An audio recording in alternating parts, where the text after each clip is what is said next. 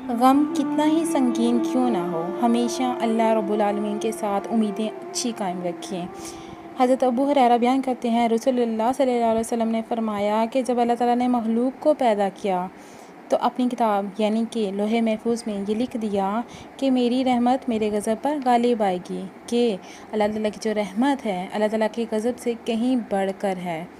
और इसके अलावा जब हज़रत याकूब ने अपने बेटों को तलकीन की कि जाकर हज़रत यूसुफ और इसके भाइयों को पता चलाएं, तो साथ में उन्होंने क्या तलकीन की थी उनको कि अल्लाह ताला की रहमत से मायूस ना होना। क्यों मायूस ना होना? क्योंकि अल्लाह ताला की रहमत से तो काफिर ही मायूस हुआ करते हैं। कौन मायूस हुआ करते हैं? काफिर। और हम एज ए मुस्लिम हमें ये ज़ेब नहीं देता कि अल्लाह ताला की रहमत से मायूस हों। और इसके अलावा जब हज़रत इब्राहीम अलैहिस्सलाम को खुदा की तरफ से भेजे हुए फरिश्ते आए और उन्होंने हज़रत इब्राहीम को बुढ़ापे में बेटे की खुशखबरी दी, तो हज़रत इब्राहीम बहुत हैरान हुए और उन्होंने कहा कि इस बुढ़ापे में तुम लोग मुझे औलाद की खुशखबरी देते हो।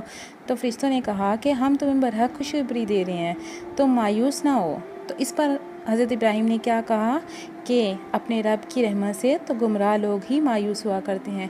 कौन मायूस हुआ करते हैं? गुमराह लोग मायूस हुआ करते हैं।